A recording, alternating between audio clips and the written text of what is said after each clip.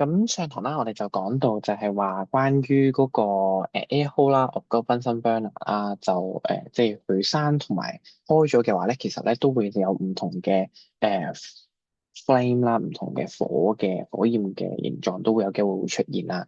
咁如果我哋閂咗嘅話咧，我哋就會出咗一個叫做 luminous flame。咁如果係 luminous flame 嘅話咧，咁其實咧佢係一個 irregular shape 嘅。咁呢個 irregular shape 即係代表緊佢係冇一個好特別嘅或者好正規，即係好規規範範嘅一個形狀啦。咁而佢嘅顏色咧，通常都係黃色嘅，相對而言比較弱少少嘅。咁但係咧，當我哋開咗個 air hole 啦，我哋開咗個氣孔嘅時候咧，其實咧嗰個Bunsen burner 嘅話咧，就會製造咗一個我哋叫做 non-luminous flame。呢個 non-luminous flame 有啲咩特別之處咧？就係佢哋嘅火焰咧，其實係一個 regular in shape，就係比較一個規規範範嘅一個形狀嚟嘅。咁當中啦，佢哋嘅顏色咧就更加多係一個藍色。咁你就可以當咧呢一個嘅 non-luminous flame 咧，就好似一個 town gas 咁樣嘅一個 logo 咁樣啦。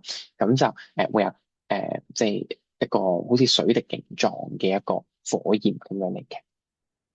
咁但係當我哋去睇嘅時候咧，其實咧我哋都會見得到有一啲嘅solid 啦，或者可能係我哋嘅一啲嘅test tube 咧去或者我哋一啲 boiling tube 去 boil 一啲 liquid 又好啊，或者可能一啲嘅 solid 都好咧，其實都有機會會導致到咧嗰一個嘅 solid 或者嗰個 liquid 咧可能轉咗啲嘅顏色嘅。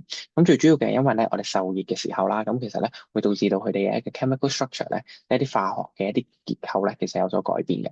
咁舉個例子啦，我哋有一啲嘅即係物質，舉個例子，可能係一個 copper two sulfate 嘅，咁其實咧佢哋嗰個顏色咧都可能由 blue 會轉咗做去 white 嘅咁樣咯。咁可能大家都會問啦，如果係話點解我哋會有一個係開咗氣孔，另一個係冇開氣孔，點解我哋要學咧？咁其實正正就係因為咧，我哋嗰個 flame 上面咧，如果係開咗氣孔嘅話咧，佢咧嘅嗰個溫度咧就會熱啲啦。咁即係簡單嚟講，個 non-luminous flame 咧，佢係會熱啲嘅。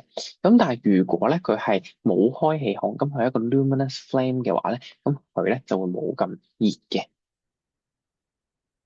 係啦，咁喺個 table 上面咧，咁點解我會特別冇去講啦，或者冇特別去 focus 咧？因為喺我哋今次嘅 uniform test 裏面咧，咁就即係唔係咁特別去考嘅咁樣。好啦，咁跟住之後啦，我哋繼續再睇啦。咁就係咧，我哋嘅 section exercise。咁其實特別都想去講 section exercise 啦。咁就係因為其實即係我都見得到有啲同學可能係私底下問我關於可能1.4嘅呢個 section exercise，特別係去到嗰個 structural question。咁即係可能喺計數上面，大家都可能未必拿捏得到咁好。咁所以我都特別去講一講啦。咁雖然我都俾咗答案俾大家，咁但係都想特別去講一講嘅。咁首先第一樣嘢啦，我哋會見得到咧喺嗰個 question number one 裏面呢個 apparatus 咧，佢係好似一個匙羹咁樣嘅。咁嗰個咧其實就係一個 spatula 嚟嘅。咁呢個 spatula 最主要嘅作用係啲乜嘢？咁如果睇翻本書咧，其實就係佢係能夠去transfer，即係即係可能由一個地方轉移一啲嘅 solid 去另一個地方。咁所以咧，我哋就會話個答案就會係 B 啦，transfer a small amount of solid。咁而第二啦，咁就係阿 Jenny 佢就想去煲熱一啲嘅水，咁呢啲水咧其實就擺咗喺個 test tube 裏面。咁有啲乜嘢係唔需要嘅咧？咁由於我哋已經係用緊一個 test tube 啦，咁 test tube 嘅話咧，我哋就咁擺一個 tripod，我哋能唔能夠 hold 得到啲hold 得即係能唔能夠用嗰個 tripod 嚟 hold 住個 test tube 啊？咁其實就唔能夠嘅，因為通常咧 tripod 佢攞嚟 hold 嘅咧，都係攞嚟 hold 一個 beaker 或者 hold 一個 conical flask 一啲大啲嘅 volume。咁如果係啲少啲嘅 volume 咧，通常我哋都會係用我哋一個叫做 test tube holder，test tube holder。咁喺呢個情況之下咧，我哋就會見得到咧，其實 tripod 咧係一樣係我哋唔需要用嘅一個 apparatus 嚟嘅。好啦，咁跟住我哋睇一睇我哋去嗰個即係最主要嘅步驟咧，去俾我哋去 lighting up 一個Bunsen burner 咧。咁其實咧，我哋最主要咧第一步咧，我哋就係要先 ensure 我哋咧係close 咗嗰個 air hole 先，OK？咁而除此之外啦，我哋亦都要 check 咗咧，就係我哋個 Bunsen burner 咧係咪擺喺個 insulating mat 度，喺個防火氈上面。咁當擺完之後啦，咁我哋就第一步，我哋先 close 咗個 air hole。第二步，我哋咧就係去 press 我哋嘅即係個 button of 我哋個 gas lighter。咁我哋開咗嗰個 gas lighter 之後咧，咁其實咧我哋就應該會已經有火㗎啦。即係已經有 gaslighter 就會出咗啲火花出嚟，或者出咗啲火焰出嚟啦。咁我哋就將呢一個咧個火焰咧就擺上喺咧嗰個 chimney，即係嗰個煙囪咧嗰個上面嘅，即係個 Bunsen burner 嗰個煙囪上面。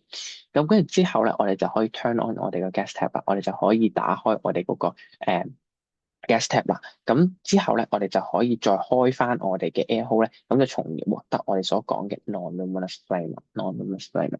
咁呢個就係我哋嗰個 step 啦。咁大家如果有需要都可以即係再去睇翻前面書本上面或者可能 Miss 所講過嘅內容啦。咁有啲乜嘢我哋係需要避免或者需要小心嘅咧？第一樣嘢就係我哋必須要咧係去佩戴個隱形唔係隱形眼鏡，係個安全眼鏡。因為當我哋開嗰個Bunsen burner 嘅時候咧，其實好有機會咧會有啲 flame 咧係濺出嚟㗎。咁如果我哋冇戴隱形眼唔係嗰個安全眼鏡嘅話咧，就會有機會令到我哋眼睛係受傷。咁所以我哋最好咧戴一戴個安全眼鏡，咁就確保咧有一啲 flame 彈咗出嚟都好啦。咁其實都唔會影響得到我哋嘅眼睛咯。好啦，咁右手邊咧，我哋見得到呢個咁樣嘅 shape 或者咁樣嘅樣啦。咁其實咧，佢就係一個我哋叫做 measuring cylinder，measuring cylinder。咁呢個 measuring cylinder 咧好特別嘅，咁佢會有一啲嘅 marking 啦，即係好多一條條嘅間啦。咁呢啲間痕咧就話俾我哋聽，究竟我哋個液體係去到幾多嘅 volume，佢去到幾多嘅容量。咁舉個例子啦，我哋知道係可能係起手，我哋有18 ml 所以18 cm cube 啦。咁而我哋最後咧就變咗做對26嘅。OK，嗱呢度18 cm cube，咁之後咧就變咗做去26個 cm cube 啦。咁呢度咧其實有一個 difference 喺度喎，呢個幾多 difference 啊？就大概咧8 cm cube。咁呢8 cm cube 嘅 difference 咧，其實咧就係等同於我哋所講嘅嗰個即係即係呢8 cm cube 咧，其實就係等同於我哋所講嘅嗰個5個 marble 佢嘅容量係幾多啦？咁而家我哋擺咗5個 marble 落去，佢增加咗8 cm cube 嘅水，咁所以即係簡單嚟講，每個 marble 係有幾多？就係將除翻每一個，即係5個啦。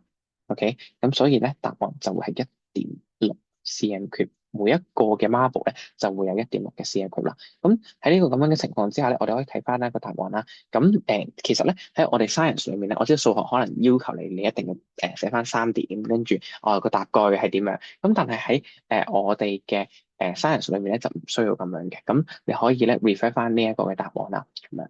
咁如果你仲有其他嘅問題啦，咁你都可以繼續喺 Google Classroom 度問我。咁希望呢條片可以幫助得到你理解呢一個嘅計數啦，好冇？咁啊，明天嘅uniform test 加油啦！咁啊，誒係啦，即係都大家努力係啦，有考完就過咗啦，即係就完啦，咁就唔好再諗呢一科啦。如果考完之後，好冇？咁啊，明天大家努力加油，好，拜拜。